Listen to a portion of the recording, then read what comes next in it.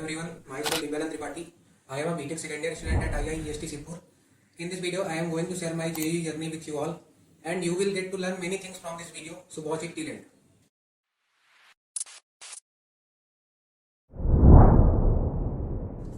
जब मई 2020 में 10th का रिजल्ट आया तो मैं काफ़ी खुश हुआ क्योंकि मेरे उसमें 95.4% आए थे और अब ये लगने लगा था कि बस 2 साल और मेहनत करनी है और 12th में भी ऐसा ही अच्छा परसेंट लाना है, उसके बाद तो लाइफ सेट है। मैं एक रूरल एरिया से बिलोंग करता हूँ, तो उस टाइम पे मुझे ये भी नहीं पता था कि IIT NIT क्या होते हैं, क्योंकि वहाँ के लोग अभी उतने अवेयर है नहीं। तो जब 11th स्टार्ट हुआ तो मेरी एल्डर सिस्टर ने मुझे बताया कि JEE मेन और JEE एडवांस नाम के 2 एग्जाम होते हैं, जिन्हें देने से और क्वालिफाई करने से IIT और NIT में एडमिशन मिलता है, जो इंडिया में इंजीनियरिंग करने के लिए सबसे बेस्ट इंस्टीट्यूट होते हैं। तो बस इतना पता चलने के बाद मैंने इधर उधर से थोड़ा बहुत और पता किया और अपना JEE का कारवा यूट्यूब से ही चल पड़ा। मैंने यूट्यूब से ही थोड़ी बहुत 11th की प्रिपरेशन की। 11th खत्म होने के बाद अब मैं एंटर करता हूँ 12th में, और 12th में एंटर करने के साथ ही हम सबके चाहे थे अलग पांडे सर फिजिक्स का 12th का एक बैच लॉन्च करते हैं, लक्ष्य बैच। तो मैंने वो ले लिया और अपनी 12th की फिजिक्स की पढ़ाई वहीं से स्टार्ट कर दी। मैथ और केमिस्ट्री में यूट्यूब से ही पढ़ रहा था। अब शुरू में तो जोश काफ़ी हाई था, तो मैं पढ़ता गया, electric charges and field time के साथ मैंने खत्म किया। लेकिन फिर उसके बाद थोड़ा सा जोश कम हुआ और बैकलॉग बनना स्टार्ट हुआ। स्टार्टिंग में 1-2 लेक्चर्स का बैकलॉग हुआ, मुझे लगा कि कवर हो जाएगा और वही मेरी सबसे बड़ी गलती थी। एक्चुअली वो बैकलॉग कभी कवर ही नहीं हुआ।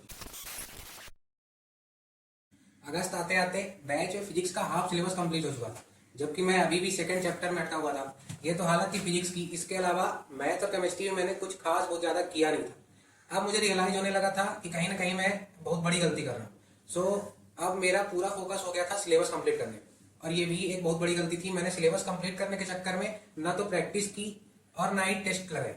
मुझे टेस्ट लगाने में डर लगता था। ये लगता था कि अगर मैं टेस्ट लगाऊं और अगर मेरे कम नंबर आए तो मेरा कॉन्फिडेंस लूज हो जाएगा, और यही गलती मोस्ट ऑफ द स्टूडेंट्स कर देते हैं, जिनके कारण उनका JEE क्वालिफाई नहीं हो पाता है।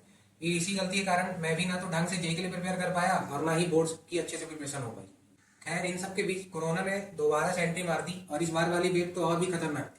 जब बाद में सिचुएशन नॉर्मल हुई तो हमारे बोर्ड एग्जाम कैंसिल हो गए और JEE कंडक्ट हुआ, तो उसमें मेरी मैक्सिमम परसेंटाइल जो आई वो 90% थी, जो कि एक अच्छा रिजल्ट तो नहीं था, जिसमें मुझे NIT या अदर IIIT या GFTI मिल सकते थे। लेकिन मुझे इस परसेंटाइल पे भी MP की टॉप गवर्नमेंट कॉलेज मिल रही थी। लेकिन जब मैं वहाँ एडमिशन लेने गया तो वहाँ का इंफ्रास्ट्रक्चर वगैरह देख के और मेरा मन बदल गया। मैंने ड्रॉप लेने के बारे में सोचा। इसके बाद मैंने अपने घर में डिस्कस किया कि मुझे ड्रॉप लेना है, 1 साल JEE की प्रिपरेशन और करनी है। और घर में डिस्कस करने के बाद अगेन मैंने PW का ड्रॉपर बैच ले लिया और अपनी JEE की प्रिपरेशन स्टार्ट कर। मेरी ड्रॉप लेने के बाद भी JEE की प्रिपरेशन तब स्टार्ट हुई जब लोग यूजुअली क्रैश कोर्स में पढ़ते हैं। मेरी JEE की प्रिपरेशन स्टार्ट हुई थी मिड ऑफ सितंबर में। मैंने ड्रॉप लेने के साथ ही अपनी पिछली गलतियों को एनालाइज किया, और इस बार 2-3 चीजें मैंने अपने मन में ठान ली कि ना तो मुझे इस बार बैकलॉग क्रिएट होने देना है, साथ ही रिवीजन टाइम टू टाइम करना है और प्रैक्टिस भी करनी है। और मैंने किया भी कुछ ऐसा ही। मैंने ये सारी चीजें 4-5 महीने फॉलो की, और ये सारी चीजें 4-5 महीने फॉलो करने के बाद मेरा पूरा सिलेबस तो नहीं कह सकते कि एंड हुआ था, लेकिन फिर भी मैंने ऑलमोस्ट 85 to 90% सिलेबस खत्म कर दिया था। इतना सब कुछ करने के बाद भी अभी भी मेरे मॉक टेस्ट में 85 to 90 मार्क्स ही आ रहे थे, या किसी में 100 मार्क्स आ रहे थे, जो कि अच्छे मार्क्स तो कतई नहीं थे। इसके बाद मैंने JEE की पुराने पेपर्स लगाने स्टार्ट किए। मैंने ऑलमोस्ट 100 पेपर्स के अप्रॉक्स लगाए थे 2011 से लेकर 2021 के बीच जितने भी पेपर हुए थे आज तक। तो मैंने सारे पेपर लगाए, और इतना करने के बाद मैं जून अटेम्प्ट में अपीयर हुआ, और उसमें आंसर की मिलाने के बाद मेरे 160 के अप्रॉक्स मार्क्स आ रहे थे। और जो फाइनल रिजल्ट आया तो मेरे 97.42% आए, और ऑल इंडिया रैंक 23,334 में।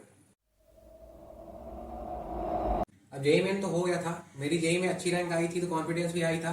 तो इसी कॉन्फिडेंस के साथ मैंने अपनी JEE एडवांस की प्रिपरेशन स्टार्ट की। लेकिन अब JEE एडवांस के लिए अप्रोक्सीमेटली 1 मंथ ही बाकी थे। अब मैंने अपनी JEE प्रिपरेशन की ड्यूरिंग में एक गलती कर दी थी कि मैंने ज़्यादा JEE मेन पे फोकस किया, JEE एडवांस की ज़्यादा प्रैक्टिस की नहीं, इसलिए मेरा JEE एडवांस क्वालिफाई नहीं हो पाया। बाद में मुझे काउंसलिंग के बाद Indian institute of engineering science and technology Sirpur में एडमिशन मिल गया, जो इंडिया का इंजीनियरिंग का सबसे पुराना इंस्टीट्यूट है, या फिर आप इसको नया NIT भी कह सकते हैं। तो यहाँ पे मुझे electronics and telecommunication engineering branch में एडमिशन मिल गया, और यहीं से अपना इंजीनियरिंग का कारवा चल पड़ा। सो एट लास्ट मैं अपने जूनियर्स को कुछ एडवाइस देना चाहूँगा। उनमें से कुछ एडवाइस ऐसी हैं कि आपको प्रैक्टिस अच्छे से करनी है, रिवीजन प्रॉपरली करना है, बैकलॉग क्रिएट नहीं होने देना है, मॉक टेस्ट लगाने में डरना नहीं है। और साथ ही साथ जेईई मेन के साथ ही आपको जेईई एडवांस की भी थोड़ी थोड़ी प्रैक्टिस स्टार्टिंग से ही करनी है, क्योंकि जेईई मेन के बाद आपके पास केवल 1 या 2 महीने का ही टाइम बचता है और उतने में जेईई एडवांस के लिए प्रिपेयर कर पाना ऑलमोस्ट इम्पॉसिबल हो जाता है। So it was how my JEE journey was all about. मिलते हैं नेक्स्ट वीडियो में, तब तक के लिए bye and thanks for watching this video.